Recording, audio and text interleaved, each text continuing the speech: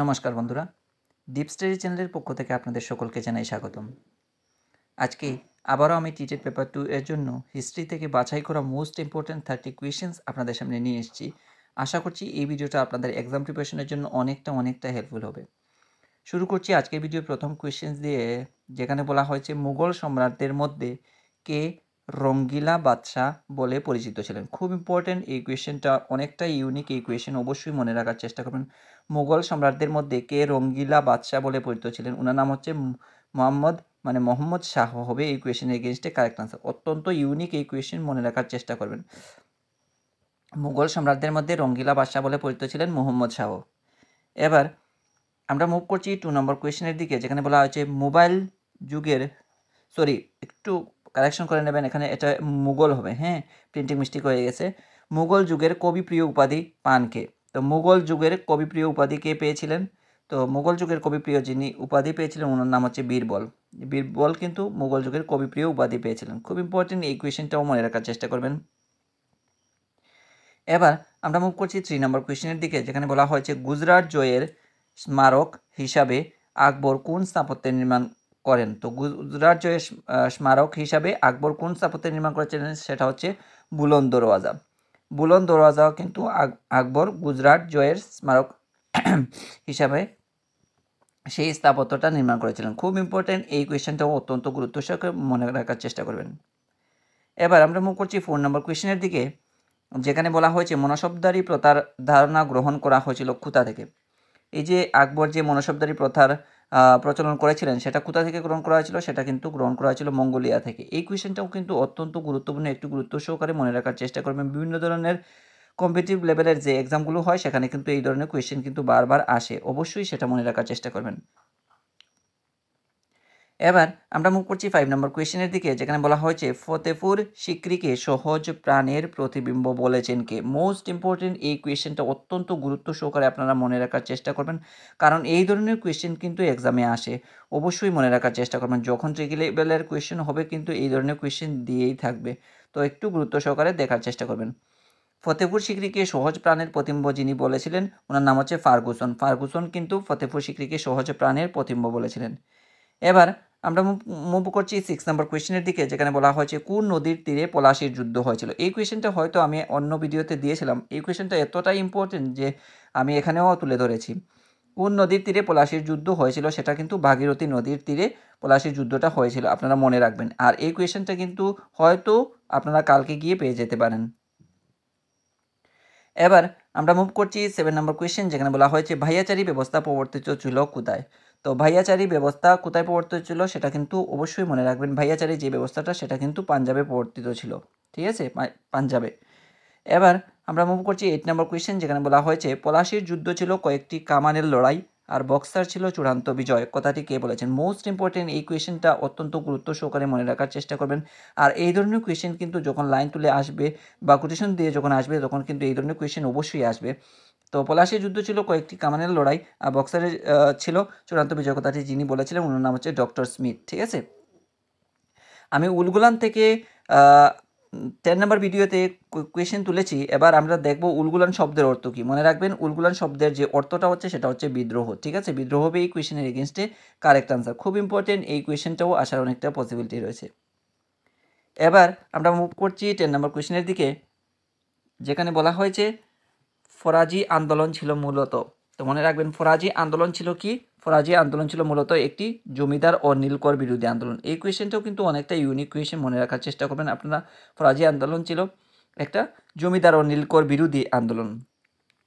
এবার আমরা মুভ করছি 11 নম্বর কোয়েশ্চেনের দিকে, যেখানে বলা হয়েছে ধর্মীয় আদর্শের উপর ভিত্তি করে যে বিদ্রোহটি গড়ে উঠেছিল তার নাম কি? এই কোয়েশ্চেনটা কিন্তু মোস্ট ইম্পর্টেন্ট একটা কোয়েশ্চেন, বিভিন্ন ধরনের বোর্ড এক্সাম কিংবা কম্পিটিটিভ লেভেলের এক্সামে এই ধরনের কোয়েশ্চেন কিন্তু আসে, কিংবা আমাদের ত্রিপুরা রাজ্যেতে যে ধরনের এক্সামগুলো কন্ডাক্ট করা হয় সেখানে কিন্তু এই কোয়েশ্চেনটাও তুলে ধরা হয়। ধর্মীয় আদর্শের উপর ভিত্তি করে যে বিদ্রোহটি গড়ে উঠেছিল তার নাম হচ্ছে ওয়াহাবি আন্দোলন, ঠিক আছে। এবার আমরা মুভ করছি 12 নম্বর কোয়েশ্চেনের দিকে, যেখানে বলা হয়েছে বক্সারের যুদ্ধে ইংরেজ সেনাপতি কে ছিলেন? এখানে ইংলিশ হয়ে গেছে, একটু কারেকশন করে নেবেন। ইংরেজ সেনাপতি কে ছিলেন? বক্সার যুদ্ধে ইংরেজ সেনাপতি যিনি ছিলেন ওনার নাম হচ্ছে হেক্টর মনরো, ঠিক আছে। খুব ইম্পর্টেন্ট এই কোয়েশ্চেনটাও, অত্যন্ত গুরুত্ব সহকারে আপনারা মনে রাখার চেষ্টা করবেন। এবার আমরা মুভ করছি 13 নম্বর কোয়েশ্চেন, যেখানে বলা হচ্ছে তুর্কি সুলতানদের মধ্যে সর্বশ্রেষ্ঠ কে ছিলেন। তো তুর্কি সুলতানদের মধ্যে সর্বশ্রেষ্ঠ যিনি ছিলেন ওনার নাম হচ্ছে আলাউদ্দিন খলজি। আলাউদ্দিন খলজি কিন্তু তুর্কিদের মধ্যে শ্রেষ্ঠ সম্রাট ছিলেন, মনে রাখার চেষ্টা করবেন। এবার আমরা মুভ করছি 14 নম্বর কোয়েশ্চেনের দিকে, যেখানে বলা হচ্ছে খাজা খাতির কার প্রধানমন্ত্রী ছিলেন। এই কোয়েশ্চেনটাও কিন্তু অত্যন্ত গুরুত্বপূর্ণ একটা কোয়েশ্চেন, মনে রাখার চেষ্টা করবেন। খাজা খাতির কার প্রধানমন্ত্রী ছিলেন? ওনার নাম হচ্ছে আলাউদ্দিন খলজির প্রধানমন্ত্রী ছিলেন কিন্তু খাজা খাতির। এবার আমরা মুভ করছি 15 নম্বর কোয়েশ্চেনের দিকে, যেখানে বলা হচ্ছে ইলতুৎমিশ এর প্রকৃত নাম কি। আপনারা অনেকেই এই কোয়েশ্চেনের আনসার জানেন না, ঠিক আছে? তো যারা যারা জানেন অবশ্যই ভালো, আর যারা যারা জানেন অবশ্যই জেনে নেবেন। শামসুদ্দিন আলতামাস হলো ইলতুৎমিশের প্রকৃত নাম। এবার আমরা মুভ করছি 16 নম্বর কোয়েশ্চেনের দিকে, যেখানে বলা হচ্ছে কুতুবুদ্দিন প্রথম জীবনে কার কৃতদাস রূপে কাজ করতেন। মোস্ট ইম্পর্টেন্ট একটা কোয়েশ্চেন, অবশ্যই মনে রাখার চেষ্টা করবেন। কুতুবুদ্দিন প্রথম জীবনে যার কৃতদাস রূপে কাজ করতেন ওনার নাম হচ্ছে মোহাম্মদ গুরি, ঠিক আছে? মোহাম্মদ গুরি কিন্তু প্রথম মোহাম্মদ গুরির অধীনে তিনি প্রথম কৃতদাস রূপে কাজ করতেন। তারপরে মোহাম্মদ গুরি যখন কি করলেন, সাম্রাজ্য জয়লাভ করতে পেরেছিলেন, যুদ্ধের ফলস্বরূপ জয়লাভ করার ফলস্বরূপ তাকে উপহার দিয়ে মানে তিনি চলে গিয়েছেন তার নিজ দেশে। এবার আমরা মুভ করছি 17 নম্বর কোয়েশ্চেন, যেখানে বলা হচ্ছে স্কন্দগুপ্তকে ভারতের রক্ষাকারী হিসাবে চিহ্নিত করেছেন কোন ঐতিহাসিক। তো স্কন্দগুপ্তকে ভারতের রক্ষাকারী হিসেবে চিহ্নিত করেছিলেন যে ঐতিহাসিক, ওনার নাম হচ্ছে ভিনসেন্ট স্মিথ। খুব ইম্পর্টেন্ট, এই কোয়েশ্চেনটাও মনে রাখার চেষ্টা করবেন। এবার আমরা মুভ করছি 18 নম্বর কোয়েশ্চেন, যেখানে বলা হচ্ছে বিশ্বকবি রবীন্দ্রনাথ কাকে সর্বশ্রেষ্ঠ মানব বলে উপলব্ধি করেছিলেন। খুব ইম্পর্টেন্ট, এই কোয়েশ্চেনটা অনেকটাই ইউনিক। এই কোয়েশ্চেন আমরা বিগত বছরে এই ধরনের কোয়েশ্চেন দেখতে পাইনি, তবে কম্পিটিশন যেহেতু অনেকটাই হাই, তো সেক্ষেত্রে আমরা আশাবাদী যে এই ধরনের কোয়েশ্চেন দেখতে পাবো কালকে গিয়ে। অবশ্যই মনে রাখবেন, বিশ্বকবি রবীন্দ্রনাথ কাকে সর্বশ্রেষ্ঠ মানব বলে উপলব্ধি করেছিলেন, ওনার নাম হচ্ছে গৌতম বুদ্ধকে। এবার আমরা মুভ করছি 19 নম্বর কোয়েশ্চেনের দিকে, যেখানে বলা হচ্ছে হরপ্পা সভ্যতা কোন যুগের সমসাময়িক সভ্যতা ছিল। আপনারা অনেকেই এই কোয়েশ্চেনের আনসারটা জানেন, আবার অনেকেই জানেন না। যারা জানেন না অবশ্যই জেনে নেবার চেষ্টা করবেন একবার। তো হরপ্পা সভ্যতা যে যুগের সমসাময়িক সভ্যতা ছিল সেটা ছিল ব্রোঞ্জ যুগের। এবার আমরা মুভ করছি 20 নম্বর কোয়েশ্চেন, যেখানে বলা হচ্ছে বৈদিক যুগে কৃষিযোগ্য জমিকে কি বলা হতো। অর্থাৎ বৈদিক যুগে যে কৃষিযোগ্য জমি থাকতো সেটাকে কি বলা হতো, সেটার নাম ছিল উর্বরা। উর্বরা বলা হতো বৈদিক যুগে কৃষিযোগ্য জমিকে।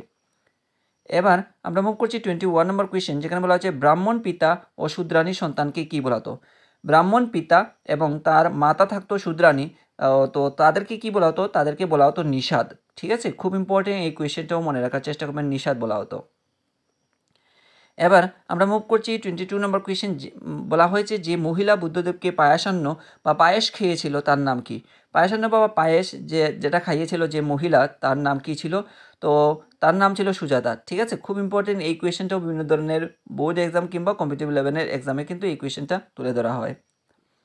এবার আমরা মুভ করছি 23 নম্বর কোয়েশ্চেন, যেখানে বলা হচ্ছে দক্ষিণ ভারতের একমাত্র মহাজনপদটির নাম কি। এই কোয়েশ্চেনটা মোস্ট ইম্পর্টেন্ট একটা কোয়েশ্চেন, বিভিন্ন ধরনের এক্সামে কিন্তু এই কোয়েশ্চেনটা আসে। এর অত্যন্ত গুরুত্ব সহকারে এই কোয়েশ্চেনটা মনে রাখার চেষ্টা করবেন। দক্ষিণ ভারতের একমাত্র মহাজনপদ যেটা ছিল সেটার নাম হচ্ছে অসমক, ঠিক আছে? এবার আমরা মুভ করছি 24 নম্বর কোয়েশ্চেন, যেখানে বলা হচ্ছে আমির খসরু লেখা, আমির খসরু হবে, হ্যাঁ লটা এখানে কাটা হবে। আমির খসরুর লেখা তারিক-ই আলাহি কার বিজয় কাহিনীকে কেন্দ্র করে লেখা হয়েছিল। আমির খসরুর লেখা তারিক-ই আলাহি কার বিজয় কাহিনীকে কেন্দ্র করে লেখা হয়েছিল, সেটা হচ্ছে আমির খসরুর, ঠিক আছে?